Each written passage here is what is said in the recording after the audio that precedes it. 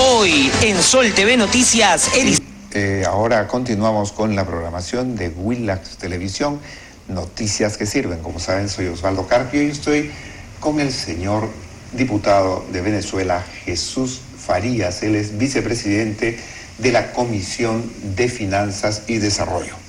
Así es, bienvenido. Muy buenos ¿Qué días, los trae a ustedes por acá, por Lima? Bueno, además de los lazos de amistad que históricamente nos unen con el noble pueblo peruano, la necesidad de difundir la realidad sobre nuestro país, que ha sido objeto de distorsiones terribles de acuerdo a lo que hemos podido percibir. Venezuela se encuentra prácticamente en el ojo del huracán, de las grandes confrontaciones de nuestros pueblos con grandes potencias imperialistas como los Estados Unidos, y eso repercute mediáticamente en los medios de comunicación. Los más grandes, manejados por intereses privados, tienen toda la intención y propósito de distorsionar, de torcer la realidad y diseñar matrices de opinión muy negativas. Y bueno, nosotros estamos acá para aportar información e insumos que ubiquen al pueblo peruano en la realidad venezolana. Entonces, ¿ustedes sienten que están agredidos por los Estados Unidos y por eso tienen una alianza de ya más o menos 14 años con Cuba? Y no solamente con Cuba, con Nicaragua, con Bolivia, con Ecuador, con Brasil, con Argentina. Estos proyectos de integración, UNASUR, Mercosur, el ALBA, Petrocaribe, han tenido a Venezuela y sobre todo al comandante Chávez como uno de sus promotores fundamentales, y nos sentimos verdaderamente muy orgullosos de ser los portadores de la idea inmortal del libertador Simón Bolívar. Por la presencia de Hugo Chávez en Cuba durante mucho tiempo, durante toda esta penosa enfermedad, y además luego el viaje del presidente Nicolás Maduro a Cuba con frecuencia. ¿Cuál es la relación con Cuba? Porque se dice que Cuba tiene una presencia muy grande de gente de inteligencia y de las Fuerzas Armadas cubanas dentro de Venezuela. Sí, esa es una de las cosas que a nosotros realmente nos llama la atención, que quieran poner a Cuba prácticamente como un país imperialista, un país que está bloqueado, hostigado, con muchísimos problemas, resultado de su independencia y de su soberanía. Entre Cuba y Venezuela existen extraordinarias relaciones. Hay miles de médicos cubanos, no son militares ni agentes de la inteligencia cubana, como se dice, son médicos que llevan salud al pueblo. Nos ayudaron enormemente en la tarea sagrada de erradicar el analfabetismo en Venezuela. Hay asesores en el área de la cultura, del deporte, donde, como todos nosotros sabemos, son una verdadera potencia. Nuestros enfermos van a curarse a Cuba, enfermedades que en Venezuela no podían ser sanadas, y sobre todo no de manera gratuita, y mucho menos con el amor que nos brindan los compatriotas cubanos. De tal manera que nosotros no tenemos ningún complejo. Pero hay gente de inteligencia de Cuba en Venezuela. No, eso nadie lo ha podido comprobar. En todo caso, nuestras relaciones... Pero hay un diálogo entre Mario Silva, director de Logía, y el señor Aramis Palacio de la G2, que el G2 es el Servicio de Inteligencia Cubano, en el que hablan de todos los temas internos de Venezuela. Eso está publicado en todos los medios, ha sido transcrito, y entonces es evidente que hay una presencia del Servicio de Inteligencia Cubano dentro de Venezuela. Bueno, eso es lo que se ha presentado. Si nosotros grabamos algo, usted le pongo el nombre José Rodríguez, se lo pongo, y después sale alguien, yo hablé con José Rodríguez, ¿y cómo se comprueba eso? Pero Mario Silva no lo ha negado. Mario Silva no ha dicho nada. Mario Silva tiene que decir. Mario Silva ha salido de Venezuela y se ha ido a refugiar a Cuba. No sé dónde está, pero la información que yo tengo es que está en Cuba. Bueno, en todos los medios de comunicación. No sé dónde está. En Cuba también van muchos norteamericanos. Cuando rompe el bloqueo europeo van a pasar vacaciones allá. De Latinoamérica va mucha gente, mexicana, tengo entendido. Pero va mucha gente. Eso no tiene absolutamente nada como comprobación, ningún tipo de valor. Mario Silva, al hacer esa conversación, porque parece que él es el que las difunde, o sea, él graba y él las difunde. ¿Ustedes piensan eso? O él o alguien interesado, pero dentro de las Fuerzas Armadas o del gobierno de Venezuela. Esa es la relación que hay entre Mario Silva y la oposición. Mario Silva fue el hombre más atacado por la oposición, y esta oposición, que siempre lo atacó y siempre puso en duda cada una de las palabras que él decía. Yo no soy ningún admirador de Mario Silva, pero puso en duda cada una de las palabras que él decía. Ahora lo toman como un ícono de la verdad y de la realidad absoluta, y ni siquiera se toman la molestia de comprobar, en primer lugar, si esa grabación no es falsa, y si no es falsa, y es absolutamente correcto lo que él dice, ni siquiera se han tomado la molestia de presentar ni la más mínima prueba.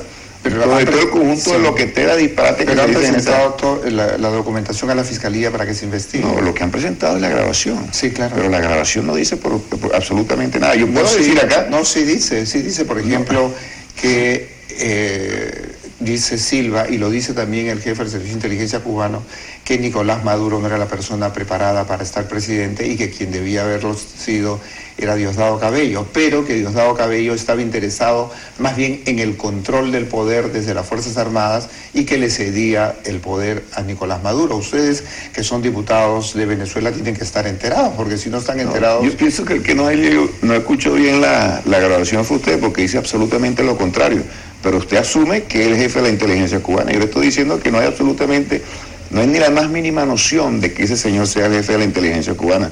Eso es lo que se dice, y ni siquiera lo dice al que le toman la grabación, lo dice la oposición. Es una versión de la oposición, pero la oposición tiene que presentar pruebas.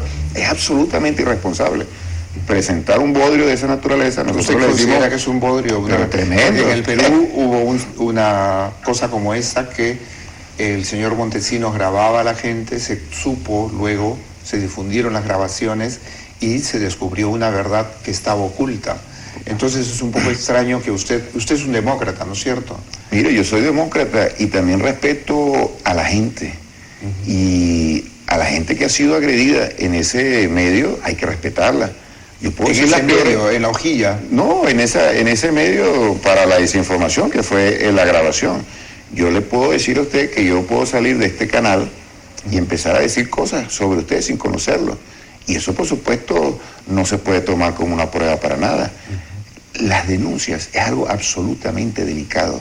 En la democracia se pueden decir muchas cosas, pero la democracia también exige un respeto por las personas y un respeto por toda la sociedad. Y en ese sentido, todo lo que se utiliza como acusación tiene que ser comprobado.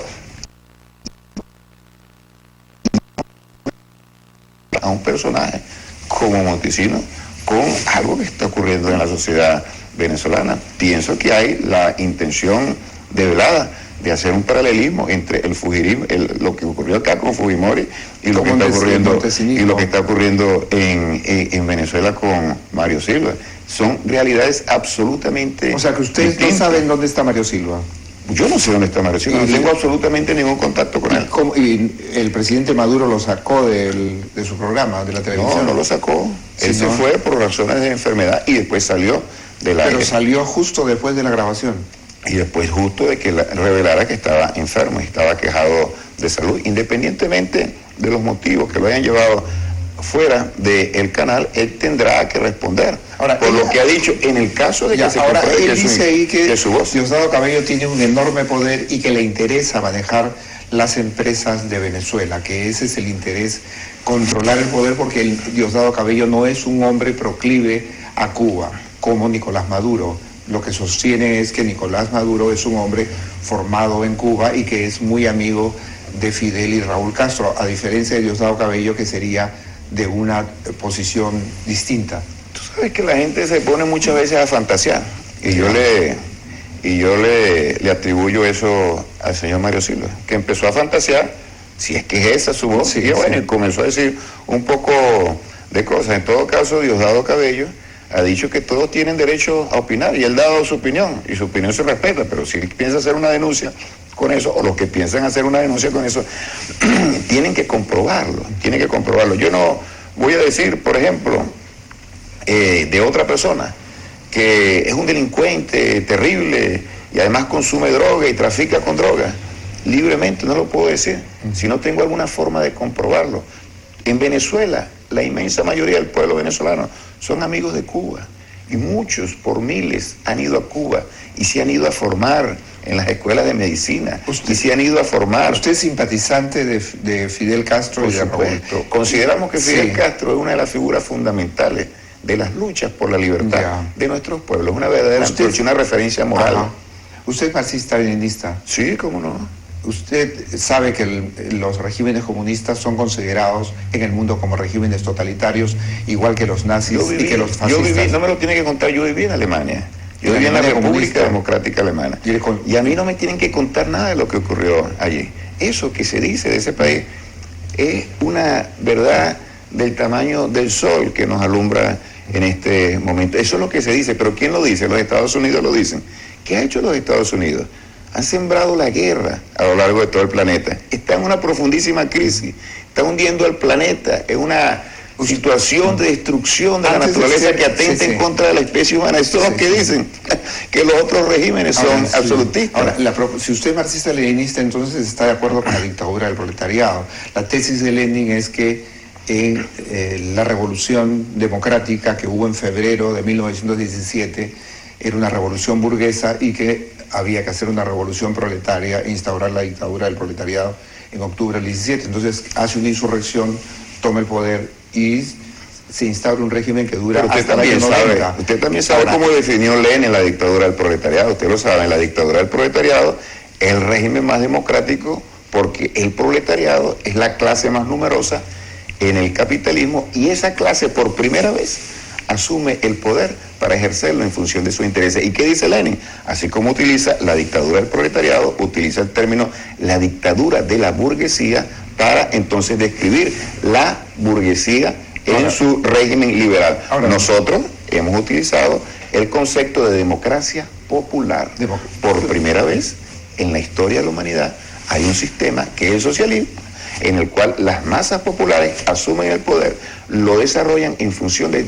Por primera vez en la historia de la humanidad. Eso es lo que nosotros llamamos democracia popular. Ahora, el pueblo organizándose. Ahora, ¿es democracia popular que, por ejemplo, en Cuba no existan elecciones, que el poder se herede, Fidel Castro esté en el poder desde el año 1959 y se lo deja a su hermano? O sea, el poder comunista es un ahí poder hay elecciones. Es hereditario. Ahí hay elecciones. Ahí hay elecciones populares. Por la base, eligen un parlamento con una participación muy importante. No sé cuántos participan acá en las elecciones en Perú, pero en todo caso hay una realidad muy específica en Cuba y los cubanos se saben defender muy bien. Han quedado solitos, periodo especial, y no lo pudieron tumbar con guerra, pero permíteme que le conteste. Con una guerra terrible a la que fueron sometidas, guerras bacteriológicas, guerra económica, guerra financiera, y no los han podido derrocar. Algo de bueno debe haber en Cuba, que después de tantos años y con tantos problemas que han ocurrido, ellos siguen gobernando allá. Y hay avances que son innegables en el tema de la salud, en el tema de en el tema de la educación, en el tema del deporte, en el tema de la cultura. Tienen cientos, miles de médicos regados por todo el planeta, dándole salud. Pero justo en el tema de la salud fallaron con Chávez. ¿Ah? En el tema de la salud fallaron con Hugo Chávez. Mira, no fallaron ellos. Hay una situación muy delicada que yo no quisiera tratar en estos términos. Claro. Hay una tragedia. Nosotros vivimos una tragedia. Usted sabe muy bien que hay enfermedades que no se pueden curar, ni siquiera con los mayores adelantos de las ciencias médicas. Pero les voy a decir una cosa. Hay estadounidenses que se van a curar a Cuba. Hay europeos que van a Cuba a curarse. Y ahí no solamente encuentran medicina de la mayor calidad y de mayor desarrollo, sino también encuentran amor. Es decir, la medicina no se ha mercantilizado. En mi país tuvieron que ir decenas de miles de médicos cubanos precisamente a dar salud, porque los médicos venezolanos, de acuerdo a una cultura, la cultura del capitalismo, utilizan la medicina como un negocio. Y ahí están los médicos cubanos haciendo un sacrificio extraordinario, metidos, viviendo bajo las peores condiciones en las cuales nos dejaron a nosotros del país, condiciones de pobreza, de depauperación, dándole amor y salud a un pueblo. Y Venezuela, ese gobierno que nosotros llamamos socialista, y ese gobierno que va a impulsar, como de hecho lo estamos impulsando, una verdadera democracia, la democracia de participación, de organización del pueblo, está construyendo un nuevo destino, por primera vez, utilizando el petróleo pero en función de nuestros intereses. Destino, porque es el destino que Rusia desapareció el comunismo, China esté en el capitalismo, salvo Corea del Norte, donde se ha heredado Kim Il-sung le entregó el poder a Kim Jong-il y el otro a Kim Jong-un, a su nieto. O sea, son regímenes hereditarios, ¿no? Eso no tiene nada que ver con... ¿Usted está de acuerdo con Corea del Norte, no? Modelo. No. Ellos tienen su modelo. El comandante Chávez habló del socialismo del siglo XXI. Que no es otra cosa que el comunismo del siglo XXI. No, eso es lo que dice usted. No, no lo es. El socialismo del siglo XXI nutrido de las luchas de nuestros héroes, desde Bolívar, pasando por San Martín, hasta todo lo que se desarrolló en este siglo. Y lo que ocurrió en estos países que fueron socialistas o que fueron un experimento socialista, nosotros lo evaluamos. Hubo cosas extraordinarias, hubo fallas terribles, y precisamente el hecho de haber abandonado las raíces doctrinarias y las raíces históricas de lo que fue ese experimento en Europa del Este, fue eso precisamente lo que causó el fracaso de, no el modelo, sino de un experimento socialista. Pero fracasó en todos los países, o sea, no fracasó en todos los países. Fracasó Vietnam, que le ganó la guerra a Estados Unidos, está en pleno desarrollo capitalista. Ellos tienen un modelo, fíjate, muchas veces promueven el desarrollo de las grandes inversiones. Muchas veces se dice que hay dogmatismo, que se impuso un modelo y que ese modelo tuvieron que tomarlo de manera y aferrarse a él todos los países. Y ahora que los países, inventan sus propias vías y hacen sus propios experimentos de acuerdo a cada una, entonces dicen que ese no puede ser el modelo. Cada quien tiene su modelo para llevar al socialismo. ¿Qué han dicho los chinos? ¿Y qué han dicho los vietnamitas? Que ellos tienen que impulsar el desarrollo de las fuerzas productivas. Fue Marx el que dijo que el capitalismo era un modelo que impulsaba las fuerzas productivas, pero las hacía en términos destructivos para la humanidad y para la naturaleza. Entonces, ¿qué es lo que hay un Estado dirigido por un partido comunista en ambos países que regula de una manera muy férrea la economía, que genera una política social de inclusión, y hay empresas capitalistas que están dejando un saldo muy importante en materia de ¿qué? De infraestructura, de desarrollo productivo, en el campo, en la industria. No es economía de mercado. ¿Cómo va a ser economía de mercado? ¿Cómo va a ser economía de mercado con un Estado que prevalece en cada uno de los espacios? Para que se le reconozca como economía de mercado. No lucha por eso. Más bien ha dicho que el Estado tiene que intervenir. Acaba de finalizar su congreso. Acaba de finalizar su congreso. Nosotros leímos y vamos a ir a China ahora. Qué bueno. Vamos a ir a China ahora. Y estamos siguiéndole al paso a China. ¿Por qué? No porque queramos ser China, sino porque representa una referencia para el desarrollo mundial. China es la segunda potencia del planeta. ¿Quién la dirige? Bueno, la dirige un partido comunista. Y con el partido comunista dirigiendo al Estado chino se ha desarrollado eso. Y ese Estado interviene. Una economía de mercado. Si los chinos justamente... ¿Cómo va a ser una economía de mercado? ¿Usted sabe lo que es una economía de mercado? Por supuesto. Una economía de mercado es una economía donde el Estado no interviene. Y ahí sí hay un Estado muy poderoso. Lo que ellos piden en todas partes, en las declaraciones de principios, que se reconozca a China como una economía de mercado. Lo que han dicho es que se reconozca a China como una sociedad en transición al socialismo, donde hay una apertura al capital privado. Usted parece que ha leído bastante sobre el socialismo. Sí. Y Lenin, usted debe conocer que fue Lenin el que creó una la nueva política económica. Y la política económica surge precisamente de un comunismo de guerra, al cual se fue aplicado en Rusia, producto de la invasión de 14 naciones imperialistas que querían ahogar a la revolución bolchevique. Usted lo conoce muy bien.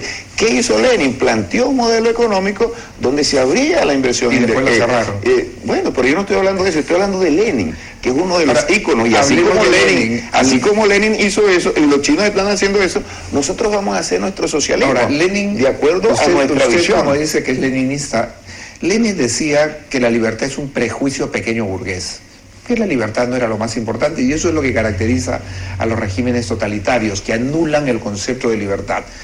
Lo importante es llegar a la sociedad sin clases, ¿no? Donde no van a haber explotados ni explotadores. Y en ese periodo hay una dictadura y se elimina la libertad. Por ejemplo, en Rusia se eliminó a todos los partidos, liberales, socialdemócratas, conservadores, a los partidos democráticos incluso, a todos, incluso a los propios partidarios de Lenin. No, pero te estás sacando, entonces, es que estás sacando... Un ratito, quiero terminar la idea. Eliminó y creó un solo partido.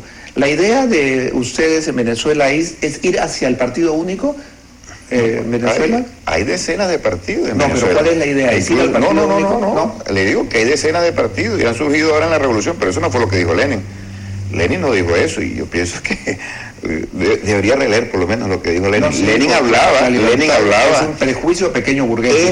en la sociedad liberal burguesa, era profundamente marxista.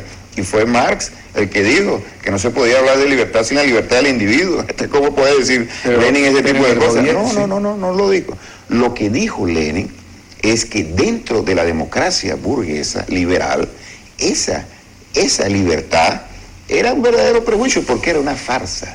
Es imposible hablar de libertad en un régimen capitalista donde hay tremenda desigualdad y el poder es para finalizar, y donde hay una concentración de poder que ahoga al individuo y ahoga la posibilidad de que cada quien pueda desarrollarse libremente, que es lo que Engels habla de libertad, la posibilidad del despliegue absoluto de todas las fuerzas productivas y de las fuerzas libres. Y usted me pregunta en Venezuela, y yo le quiero decir que en Venezuela hasta se respeta, vamos a llamarlo así entre comillas, el derecho a la conspiración. En Venezuela hay partidos políticos y dirigentes políticos que dieron un golpe de Estado en el 2002. Usted conoce Chávez eso. también dio golpe de Estado. Y fue a la cárcel y asumió su responsabilidad y dijo, yo sí, me rebelé militarmente y yo voy allá. O sea, si hablamos una de rebelión, una rebelión popular. El primer golpista fue Chávez. Hubo una rebelión popular.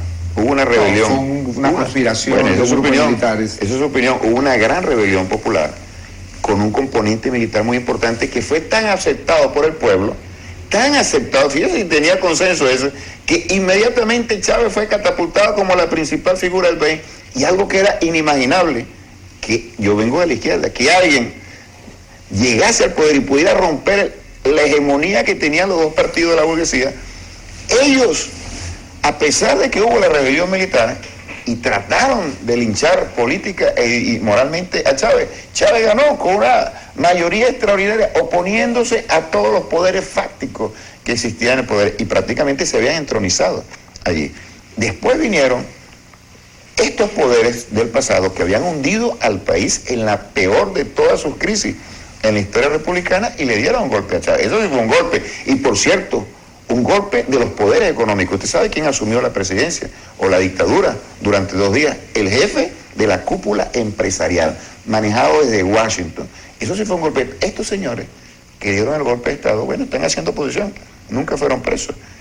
Y recientemente perdieron unas elecciones y en lugar de aceptar el resultado electoral, que por cierto no solamente se aceptaba en Venezuela por todo, excepto por ellos, por ese grupito muy fascistoide, por los métodos que están aplicando y también por la comunidad internacional, bueno, trataron de desarrollar una política insurreccional, matando a 11 de nuestros compatriotas. Hay 11 de nuestros compatriotas muertos por el único hecho que salieron a defender esas instancias, esas unidades de cuidado médico que están llevando a cabo salud al pueblo, desarrollando una gestión realmente admirable desde el punto de vista humanista, con los médicos cubanos allí, pero claro, ellos lanzaron la bola, nosotros decimos la mentira. Ahora, allí hay los votos y eso están haciendo un fraude, entonces fueron a quemar veamos 11 eso, muertos. ¿Qué le parece? Eso. Imagínense si alguien aquí gana las elecciones por 200,000 votos, pero yo no sé por cuánto ganaría el presidente hoy antes. Se pidió una auditoría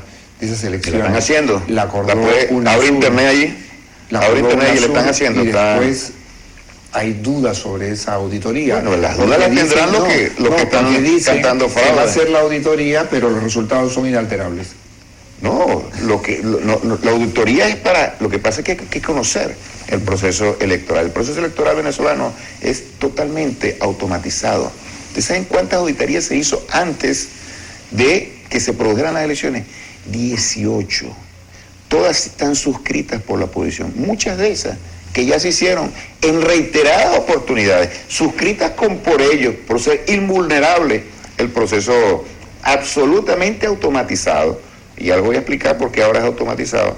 Después de haber ocurrido eso, entonces ellos que no aceptan la voluntad popular, es una de las características de los fascistas, el desprecio ¿Usted al pueblo. cree que la oposición, la mitad de la población venezolana es fascista? No, hay un grupo fascista que ha controlado ha controlado A ver, y tiene... Pero espere, pero porque sí, usted me ha hecho dos preguntas y yo quisiera contestarle a sí. todas las preguntas.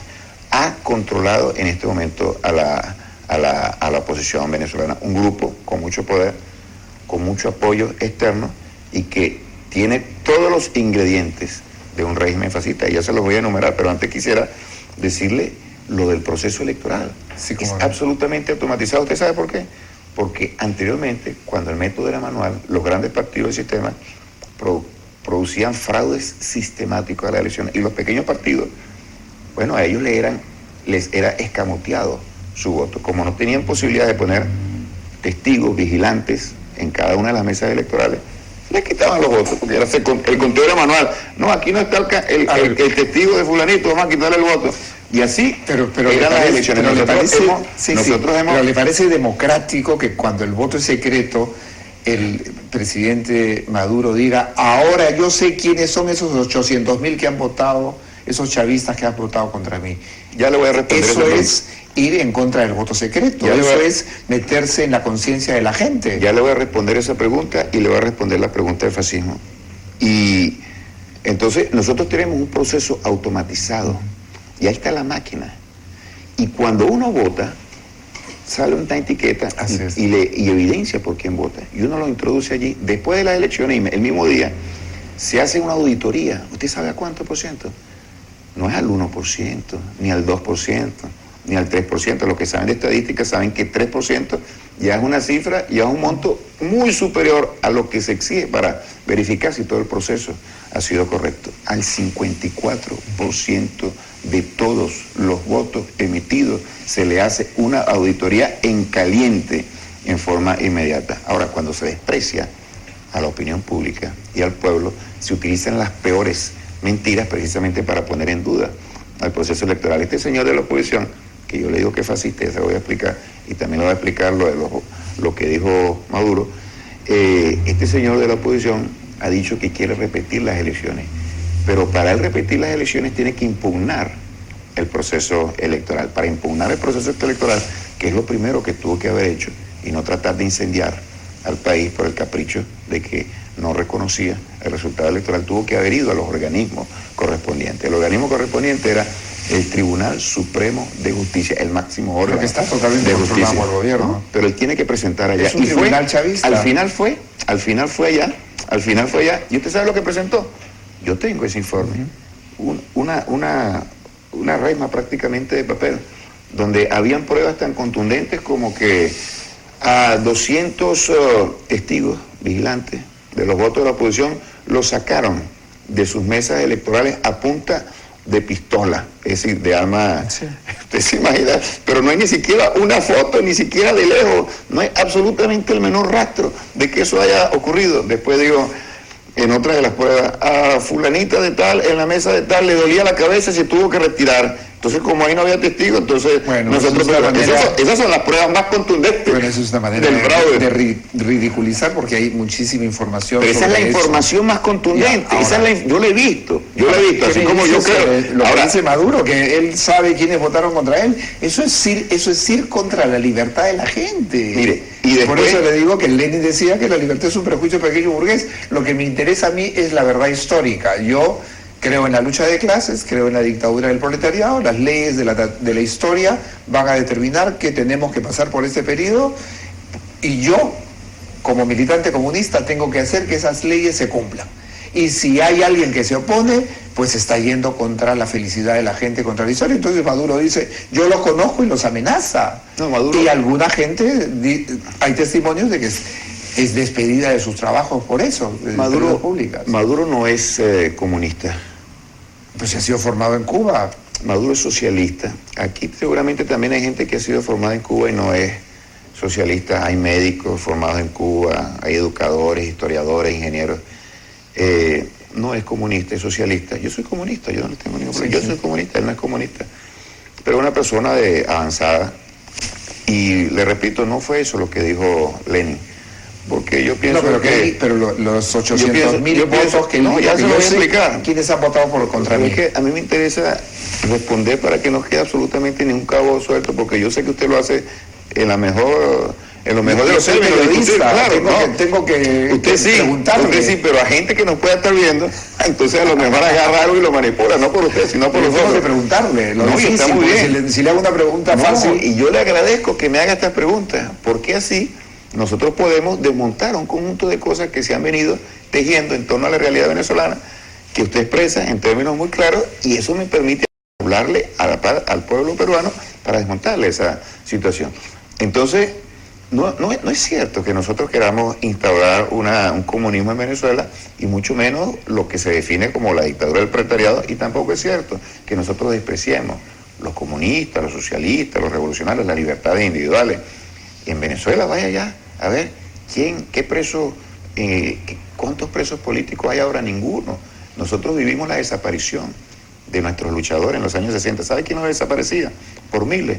Los que hacen hoy oposición jamás se han retractado y nunca han pedido perdón. Por eso mi padre era senador por el Partido Comunista de Venezuela. Y estos señores que dicen que hubo un golpe al Parlamento, lo pusieron preso sin ni siquiera allanarle su inmunidad parlamentaria. Bueno, ahí estamos nosotros. Tengo que terminar porque ya tenemos, disculpe, media hora conversando. Le agradezco muchísimo. Yo lo único que quiero decir que no es cierto, en esos términos, no es cierto, esa expresión en esos términos. Nosotros sabemos que hay 700.000, no son 700.000 de nuestros compatriotas que no votaron el día de las elecciones, no votaron. De nuestros que votaron por Chávez, no votaron por nosotros esta vez, se abstuvieron.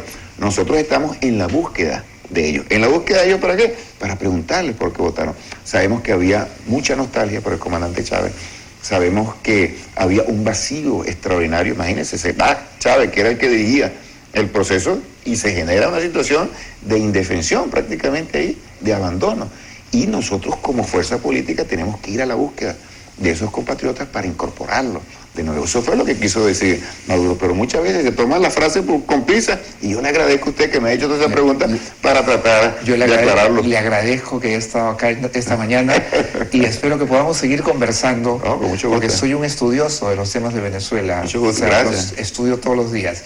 Y nos vamos ahora hacia el noticiero de nuestros colegas de Huancayo. Bienvenidos, amigos de Huancayo, que ustedes son siempre una muy buena onda. Adelante. Patrullero del espacio.